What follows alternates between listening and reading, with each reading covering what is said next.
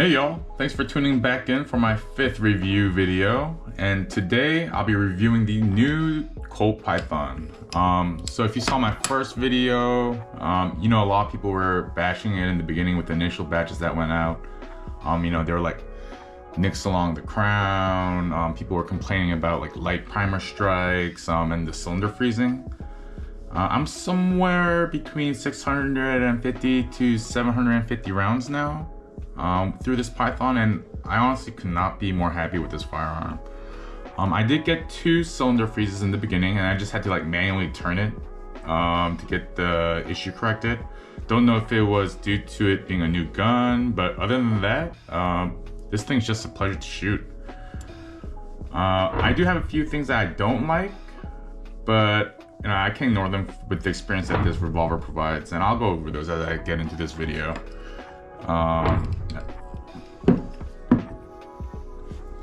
Also, some common comments I received in my previous videos were to put it in clips of shooting the firearm. So this is my second attempt embedding these B-rolls, so please bear with me if the picture quality isn't that great. You know, so I've been looking for a Python for over 10 years, but it was impossible to find, or they were way too expensive because they've always been like a hot commodity. So the original Pythons were in production from 1955 to 2005, I believe. And I think like even towards the later period of that time, they were only available through like Colt's custom shop. Then they brought back this into production in 2020. They had the 6-inch, which what you see right here, and they also had the 4.25 inch, or no, the 4-inch. I don't know, some 4-inch. And then just last year they released the 3-inch, which I'm dying to try and get my hands on one of those. I never shot the original, but the double action on this thing.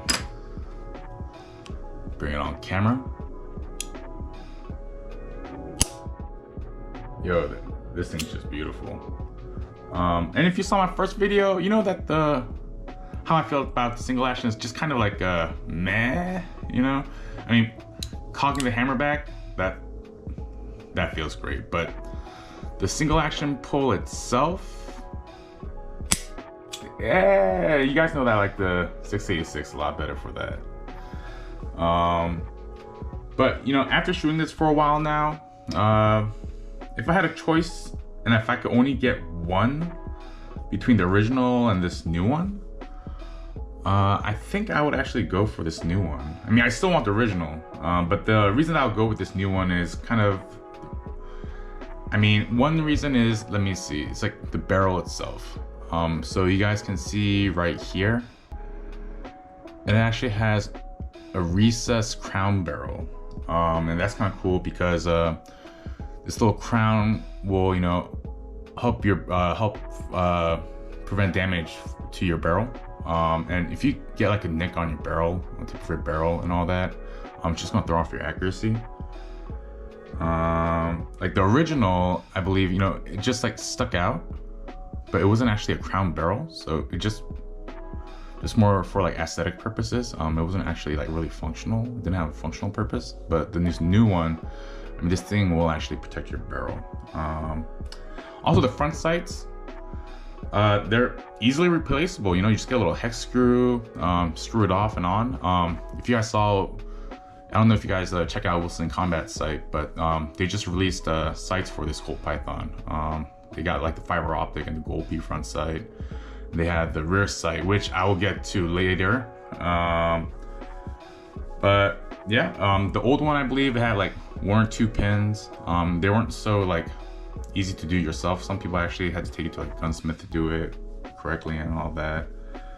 And apparently the steel overall is just more stronger on this. And then, you know, metallurgy's gotten a lot better over the past couple decades. And the steel will help it from like, you know, like twisting, stretching. That's what, if you guys saw Colt's video, that's what they said. And then they apparently like beefed up this frame as well. And also the action and trigger. I mean, you guys, this trigger is just glass. And you can, you know, with practice, you can also kind of like stage it.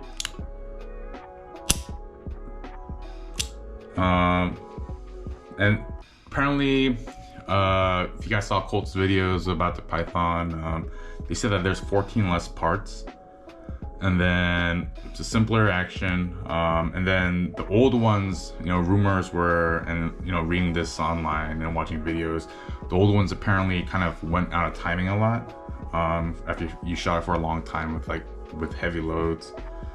And if you guys saw Wilson Combat's most recent video, Bill Wilson and Ken Hackathorn, they said that they feel the double action on this new one is actually better than the old one. And they kind of had the same thoughts with me about the single action. It's just, it's not that great. I mean, cocking it back, this is awesome. But the single action itself, yeah. I mean, you guys know that I prefer the 686 for single action. It's just I barely touch it, and just it's amazing. And I'll do another video in the future kind of comparing these two.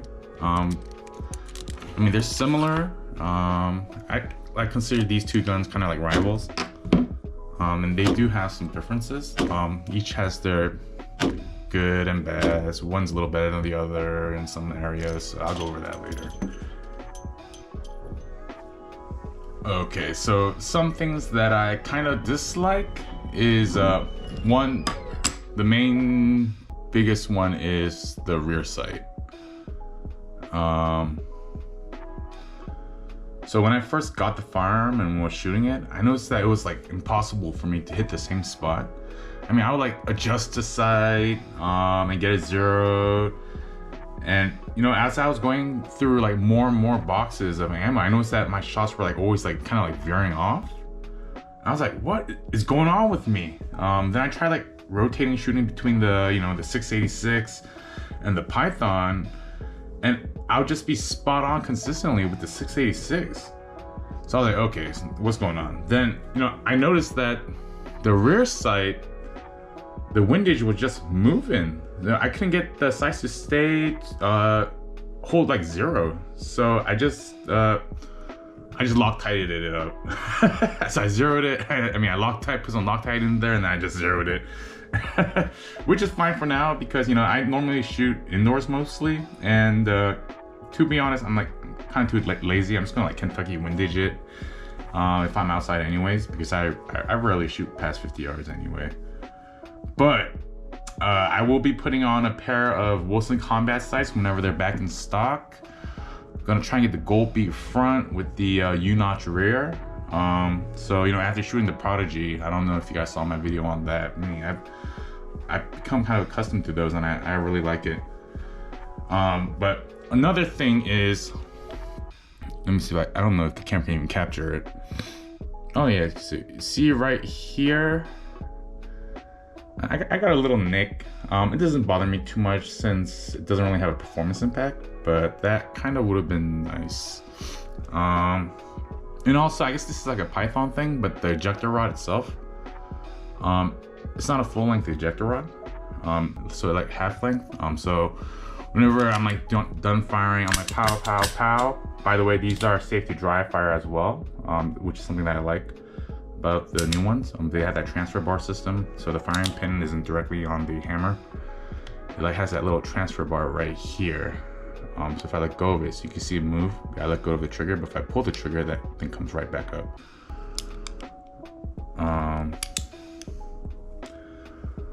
But yeah, so whenever I'm done firing, I gotta make sure I like use gravity with me. I like pop this really hard. I know some people will be like pop that way. I'm just doing it like this with my thumb upside down. It seems to work just fine. Whereas the Smith, you know what? I'm talking about the Smith a lot. You know what I'm gonna do? I'm gonna make a comparison video between the 686 and the Python. Tell me if you guys think that that's a good idea. The Smith, though, has a full-length ejector rod. So if you do this, we'll just get all the rounds out. Oh, and one thing about the ejector rod is, let me see if I can capture this, is if I spin that cylinder, Can you guys see that? Like that ejector rod's wiggly, whereas the Smith is straight. I mean, you can barely tell that's even spinning. On the Python, this thing kind of like wiggles. Not a big deal. And another thing that I wish that they changed was, if you guys saw my first video, you know that I like to really get a high grip on my firearms. So you can see I'm actually kind of covering this with the web of my hand. Double action, it's fine. Because on double action, the hammer falls to about here, oops, here, before it breaks. On single action, you see that it comes all the way down here, so I can't do that same grip. Yeah, I'm covering the hammer actually. Let's see. And another little thing is, it's not a big deal, is it's the grips. The grips are a little thin. The Smith feels a little better in my hand.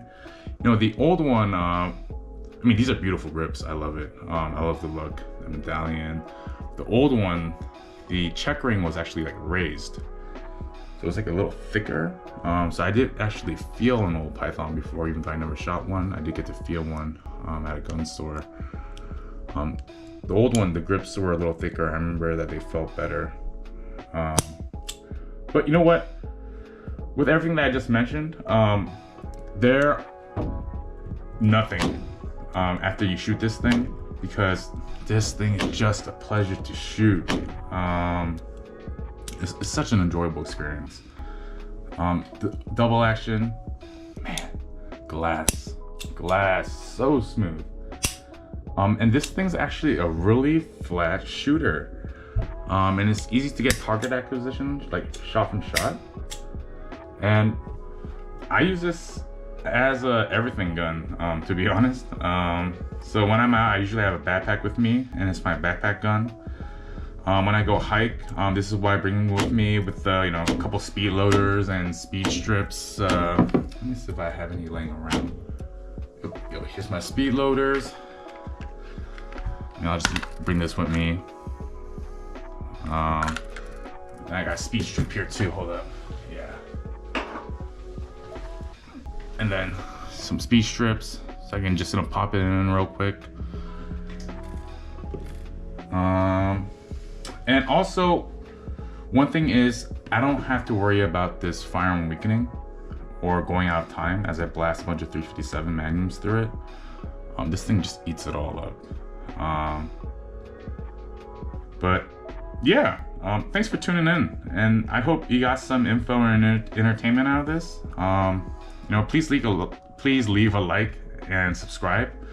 You know, I'll appreciate that very much, and get you guys a close-up. Boom.